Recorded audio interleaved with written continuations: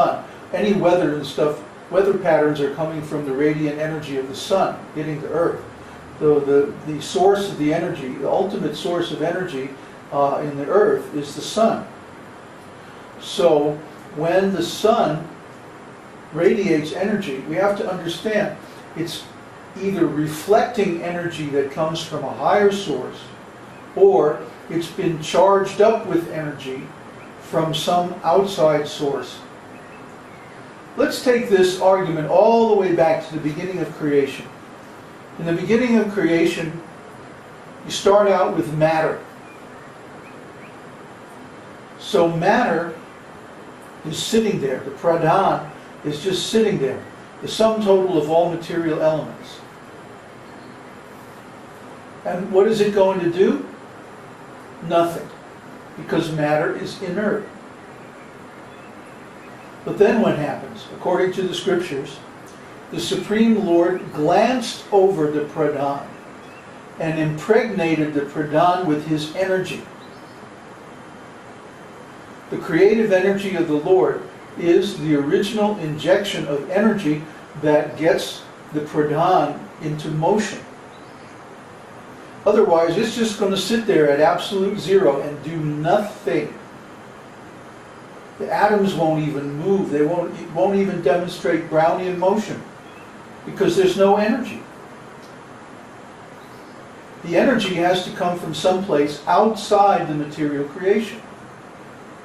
Otherwise, there's nothing to get the matter going. It's just going to sit there like that rock in the desert, or like that dead body. It's just going to sit there. It's not going to do anything. Therefore, the Lord has to inject the original energy of the creation into the material potency for it to become active. And he also injects the spirit souls. And because of the presence of the spirit souls, then living beings develop.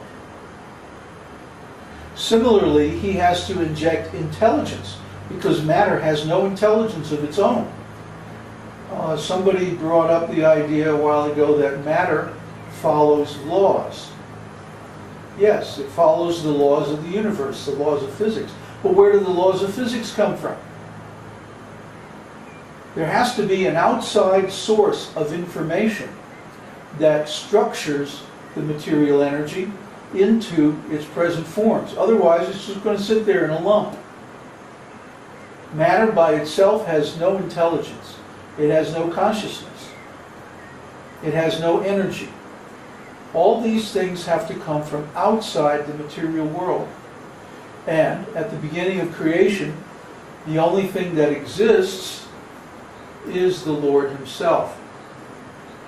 There's a shloka, Aham evasam evagre nanyad yat sadasat param paschadaham yaretachcha yovashishyeta sosmyaham. Brahma, it is I, the personality of Godhead, who was existing before the creation when there was nothing but myself. Nor was there the material nature, the cause of this creation. That which you see now is also I, the personality of Godhead.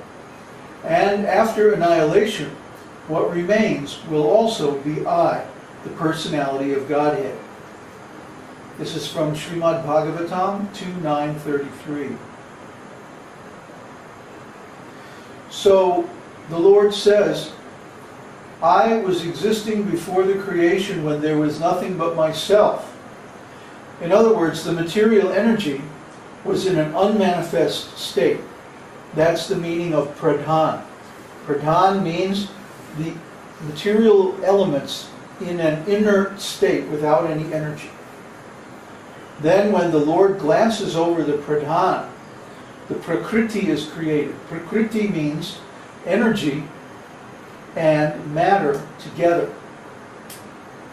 So when the prakriti is created by the Lord injecting his energy into it, then time starts to act on the material energy and creates the effects of the three modes of material nature. And from the three modes of material nature are generated all different kinds of living creatures and activities. So that's the story of creation given in the scriptures. And that makes sense, because we know that matter by itself doesn't do anything. But all of the theories of creation given in other sources, and by other sources I mean everything but the Vedas, basically assumes that matter has its own intelligence, its own initiative, and can act independently to organize itself. However, we never actually see this happening in nature. When matter becomes organized, it's always due to the presence of either energy or life. And we've already proved that matter by itself does not generate energy. It has to get its energy from some outside source. And the only source that's outside of the material world is the spiritual world. Therefore, God, Krishna, Narayana, Vishnu, is the source of not only the material energy, but the energy of the material energy. And also the impulse that creates life, the jivas.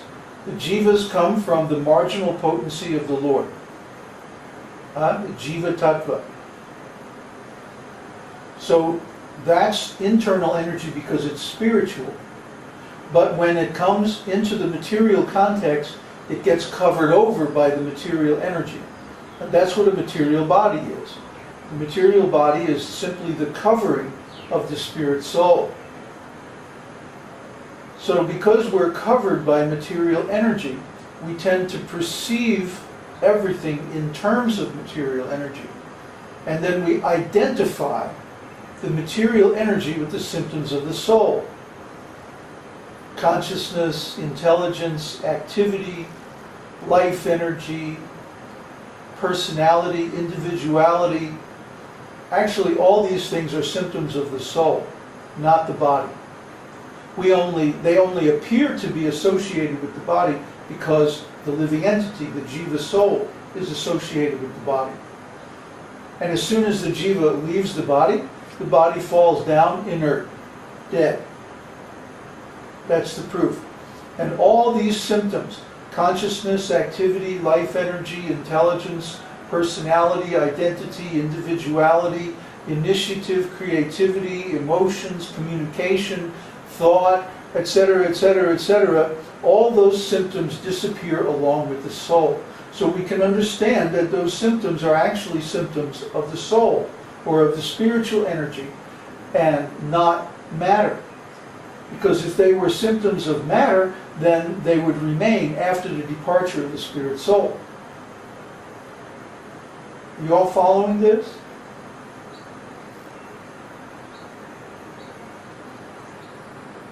I guess so. There's no kinda, slowly.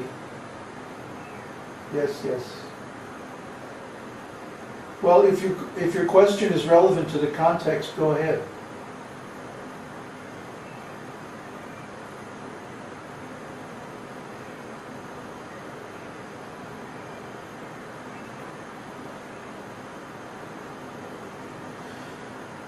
Yes, Neville, there is consciousness behind matter. It's the consciousness of the Supreme Lord. Matter has no intrinsic consciousness because matter is dead. It's only the presence of the soul or the super soul that allows matter to organize. For example, if you study philosophy, you come into something called the Anthropic Principle. The Anthropic Principle states that the universe that we observe around us is favorable for the appearance of life. For example, so many universal laws and constants of material nature seem to be tuned just for the arisal of carbon-based life forms. such as our material bodies. So why is that? It seems like there's some kind of indwelling intelligence in the universe. For example, if Planck's constant was just a little bit different, then stars couldn't exist. Subatomic reactions would be totally different than they are now. And so different atomic and chemical reactions, in fact, if E, the nuclear constant, was different by just a tiny amount, atoms themselves couldn't even exist. So matter as we know it would be impossible. So assuming that the laws of the universe are constant, they don't change, and that they're the same everywhere in the material universe, which actually is the basis of science.